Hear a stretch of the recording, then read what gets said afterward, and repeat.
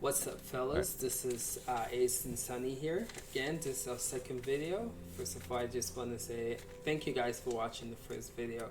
So today we're going to talk about the 5 things that we are concerned about when it comes to Google Stadia. Our first video, we talked about the 5 things that we were excited for when it comes to Stadia. So the first thing on the list that I want to talk about is just Google's overall failed projects. Now, this is concerning because this is another service that is built from ground up from Google, and as some of you guys might know, they have a track record of just when they're not satisfied with a project, just canceling it. You look at the Google Plus, and they have, I can't even remember from the top of my head, but they have a lot of other great services that they just weren't satisfied with, even though there's still people using it and just cancel. Yeah, Google Notebook, some of the stuff I have written down here, Google Site Search. There's like a bunch of, there's actually a whole website full. It's called Google Graveyard. Yeah. And the list, I couldn't even scroll. It was taking me so long to scroll down to try to find like the more notable ones. Right. So when Google sees something isn't working, it's gone. Yeah. It is. So this is scary because again, this is going to be a huge investment for them, but not only them, for us as well. Because we have purchased the Founders Pack, which is $130, and then we're gonna buy games. And the crazy thing about this, this is like a whole new library, right? So it's not like Steam. Steam has been out for a while, so they have credibility. Your game's not going anywhere. So if you purchase games in Steam, they've had a good track record of being available. So but this is a new service. So if you're buying, we'll talk about price in a bit, but when you buy a game from Google, you're buying from that ecosystem. You can't bring it to Steam or play it anywhere else. So good point. So you're paying $60, and if Google decides to shut the service down, your money's gone pretty much. So that's a scary thought. That is, and let me say, and it's just a mini quick rant, YouTube gaming, for me, really, that just recently shut down. They had almost no issues shutting that down. And that was kind of big. There was a lot of people using that, and they were pushing it at one point, and then they just kind of shut it down out of nowhere, to the point where, I gotta start working on being on Twitch now, and it's they're not, basically what I'm trying to say is they're not scared to pull the plug on something if it's big. Now we know they do have a lot of power behind this. I mean, I'm reading that they are, they're trying to get the best people, and they've been apparently working on this for years, and this is something they've been pushing. So I don't know if I'm that worried, and this is why it's number 1 on the list, but it's still a concern because they have a history of giving something the boot. Yeah, basically. Yeah. Without any reason. I mean, it's not like YouTube gaming was doing extremely poor or bad, or like Google Plus. As long as it just doesn't meet their standards, they game the boot. So scary, really scary. Yeah. But moving to the second thing on the list that we want to talk about is exclusives. So, as you guys know, Jade Raymond, she is, I talked about this in the first video, she is the person that's going to be leading the first party studio. So if you guys don't know what first party is, pretty much think of Sony's first party. You have Naughty Dog, you have Guerrilla Games. They make, the Uncharted, they make the Horizon Zero Dawn, and you think of Microsoft, you think of Bungie. They used to be first party, and then they broke off and started working in Destiny. But you think of 343 Games, 343 Studio, whatever they call, but they're making Halo and stuff like that. So Stadia, they have their own first party, and it's being the person who's in charge of it is Jade Raymond, and she is the co-founder of Assassin's Creed franchise. She was there when they created the first Assassin's Creed. So they building this. So right now they're launching with no exclusive content. So they have a lot of like third party stuff coming, but as far as like first party games that you can only play on Stadia, there's no such thing, which is kind of a bummer because I thought with the opening of this new studio that at least they'll have like some pretty decent launch titles for Stadia that is not available on any other systems. Yeah, and I mean, all we have to do is sit here and look at the history of the PS4 versus the Xbox One, and we'll see. You can see who's clearly won, who's had the more exclusive, the better exclusives. I know that's somewhat debatable, I guess, but who's moved more, systems, who's made things happen a bit more, and it's a big deal to have exclusives. And right now, they don't have anything that we've seen as of yet today. There's nothing, and even if they come out with something, I mean, it would have to be pretty big, and I don't see it happening. And we know that one of the aspects and positives to this is the fact that we are going to be able to, play it on different devices and not have the hardware. But I mean, the world goes around with exclusives. Like, if you really want to like push and put your platform as like to be up there and to be competing and to be number one, you do need to have, as we've seen over at this point decades now, like you need to have great exclusives. So that is definitely a concern of mine. Yeah. I would say exclusive sell system. I mean, like, look at what Breath of the Wild did for the Switch. I mean, just launching with a game that high caliber and that great just gets people's attention. So it is kind of a bummer that this is launching without. You know what I'm thinking though? This kind of like is a beta launch, right? The Founders Pack is a beta launch. So maybe by the time the free one becomes available in March, they might have some exclusive to push the service. I don't know. I just thought of that as we were talking right now, but we'll see. But yeah. So that is the second thing on the list. The third thing is just pricing. So I was kind of bummed out, honestly speaking, during the E3 announcement, the Stadia announcement, when they talked about pricing. So pretty much, if you guys are not aware of what the pricing structure is, you have to pay. You have to pay $10 a month to use the service, the Stadia service. But on top of that, you have to purchase the game. So you're paying $10 a month, and then you're paying for a game. So if there's a game you want, say like Cyberpunk, you have to pay for it at the retail price of $60, and then on a monthly basis you're paying $10. Which I don't know how I feel about this. I thought like they were gonna offer like a Netflix kind of service where you're paying on a monthly basis, and then they have like a catalog of games that you can just choose from and play. Right, isn't that like how GeForce Now is and some of these other platforms actually, that are? They have a little bit. Actually, they just changed it, right? But they have some games, don't they, or no?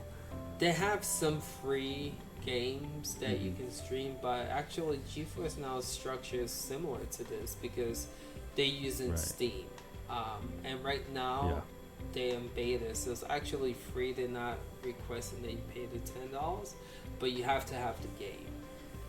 It's interesting because you're saying Steam, so like if Google Stadia decided to go the Steam route as well, and I don't think they are. Am I wrong or correct on that one? You mean so like if they start integrating Steam into it, like if you own the game on Steam, you're allowed to play it on Google Stadia. But I mean, to me, that's interesting because if you're already on Steam and you already have the games purchased, wouldn't you? I guess like if you want to just play it somewhere else, right? But I'm just thinking, like, I know a lot of PC gamers. I'm a PC gamer myself. We already have the hardware. We already we already know we're not going to deal with latency type issues. Like, so it's like, I guess if you just want to play on your phone, if you're in the bedroom or something, or you want to play on a different device, I guess I can kind of see that from a PC gamer standpoint. But like if you're looking at Steam specifically for the PC gamers, so it'd be interesting to see how that would work, and if the PC gamers themselves would be as interested in this as other people who maybe just don't have the devices or whatever. So it's definitely a good point. And the pricing, like you were saying, the pricing is $10 a month. If you guys think about that, if you have $10 a month for 12 months, that's $120. You're already almost halfway, probably, to what some of these systems are going to, halfway to at least like a Switch or any of these other systems, and that's going to add up over the course of years. We do know there's going to be a free version in 2020, or I'm sorry, yes, I think it's so spring of 2020. Yeah, spring of 2020. But keep in mind, you have to buy the games as well. So that's definitely a concern of mine. Definitely the pricing. Yeah, I would say so too. So it's going to be interesting to see, like, if they run promotions. You know how actually Phil Harrison said that they will, right? Like push like holiday sales and you know, run promotions to where instead of paying $10 every month, you're probably get it for $5 a month and stuff like that. And another interesting note is that a lot of the popular free to play games, if they're able to get some of the free to play games, like we got Fortnite, we got Dota, we got like all these types of games, they all actually require you to you need to have good latency to play these games because they're very competitive. I'm trying to think of like maybe like a Dauntless you might not need like as super good, but that would be also a concern. Like some of these, like if they're able to kind of focus on the free to play stuff, and you still kind of need good connection. So if you don't have the best connection, that's still going to keep some people out of the whole system. Right. So True. It's going to be interesting to see how that turns out. But why don't you take the fourth one about so the fourth one we have is so the speeds required. So right now I was looking at it right now. So the first thing when I was seeing the direct was you needed 720. You needed 10 megabits per second for just 720. I think it's 1080 at 20, and then for 4K was at 30. And I was blown away by the fact that at 720 you need 10, and there's a lot of people. Well, first off, there's actually about almost a third of this country actually doesn't even have internet access. But I know we're looking at gamers. So if you're a gamer, you probably have internet access. The majority of us. So we'll look at the gamers, right? But a lot of them, even though now, and I've been annoyed over the decade how we now need to be online. We need to be logged into something to play games. Which, by the way, I think with the Switch you don't have to be. I could be wrong, but I don't think so. But I know for Xbox, like I can't play any of my, even though I have the CDs, I can't even play some of the games. So I get it. We're getting more used to it. They're forcing us into that anyways. But 720 at 10, I think is a lot of people are not going to have that. And we're looking at just 720, and how stable are we going to have it at 720 at just 10? So if all I own is 10, and by the way, I had 10 up until 6 months ago. I had it for years. I only had 10 myself. And so in my mind, I'm thinking I had that for years. I would only be able to get 720. Like that to me was just like, really, like 720 is really going backwards, to play a lot of games in 720. So that to me was like a little bit of a wow factor when I said it, and I couldn't believe it because I'm like, oh, man, that is just insane. And then 1080 at 20, that's huge. That's going to be interesting. I can't wait to see when this launches and to see if they can give us some number. And I want to see how many people are actually going to be able to play in 1080 versus 720. And then 4K, forget about it. Forget about it. I think there's going to be just a short number of people who are going to be really small. I wouldn't be surprised. It's just a couple percentage of people who have the Google Stadia service that are going to be playing 4K. So that is definitely a concern of mine. It's a huge concern for me as well. It's just I'm having a hard time just picturing how this is going to work. But like I said, I feel like if anyone can pull this off, it's Google. So I think the speed is going to be like the it factor of this service. Like if people get it and the speed is what Google says it's going to be, and it works really seamless and really well, then people are going to be talking about that, because that's like the biggest barrier to Stadia, I feel like. So if they can nail it, it'll be pretty interesting. But and I think another point too is I'm curious to see how 5G and if 5G is going to be good enough for at least 720, Right. and I'm definitely very curious because if it can run on 5, and I don't know if it can, I'm being a little ignorant right now. I have to do a little more research, but if it can at least play at like 720 with 5G coming out, I think that's going to be pretty impressive. I think that's going to be pretty huge actually. So I think so too. So it'll be interesting to see what happens with that coming out. I agree. And all that's going to be launching this year, so we're going to find out by the end of the year. That's so crazy. So it's gonna be That's what makes this all the more exciting. You know, it's not like we have to wait until like 2020, fall of 2020. It's like we're landing on the moon for the first time. Right. Yeah. So the last thing on the list that I want to talk about is the data cap. And that's our biggest one. concern. Yeah. Huge. So as a YouTuber here, I live in Oregon, and I have Comcast or Xfinity, if you want to call it that. And the data cap, even though they say they don't have a data cap, but if you hit 1 terabyte, they send in you a message letting you know that you either getting close or you've surpassed it. And I believe, I forgot what it is. It's like $1 a minute or something. $1. I forgot what it is, but it's ridiculous if you go over the 1 terabyte. And so I don't even own Stadia yet, and I'm already like getting close to hitting, on a monthly basis, my data cap. So there was an article, Sonny sent this to me. He was showing me like how much is going to be enough, and I just don't see how I'm gonna be able to like play Stadia and not go over my data cap. So it's a huge problem, and I feel like the speed and the data cap, data. I don't know what you guys call it, but data. Yeah. It's gonna be a huge thing for a lot of people. So that's my biggest concern with Stadia. I'm interested to hear what you have to say about that. Yeah. So it's interesting. So for the very first time last month, I actually hit my data cap, and the reason for that is my little brother. I ended up getting like a little Xbox pass. I don't know if you know what I'm talking about. I don't even know what it's called, but it's like the Xbox One pass, and now you can download games. So my little brother was downloading quite a few games, and so last month, and I'm also a YouTuber, a different channel, and there's a lot of stuff that I do download and stuff like that. So it was him downloading his games, me doing my normal stuff, which when my normal stuff's in a given month, I'm about 100 off, almost 100 to 150 off. So almost every single month I'm close to my caps. That was without him downloading. And so I ended up going over for the first time last month. So it's interesting that this came out. And I ended up going over my cap, and I had to spend another $10 for just 50 extra, just an extra 50. So for me, I was checking the pricing right before this video, and I'm gonna have to spend in order to run Google Stadia, because I can buy 500 extra gigs, but it's going to cost me $30. So I'm going to have to go unlimited. So if I want to go unlimited, I'm actually, we were just talking about the pricing just a couple of reasons ago. So now I'm going to have to actually spend $50 for the unlimited.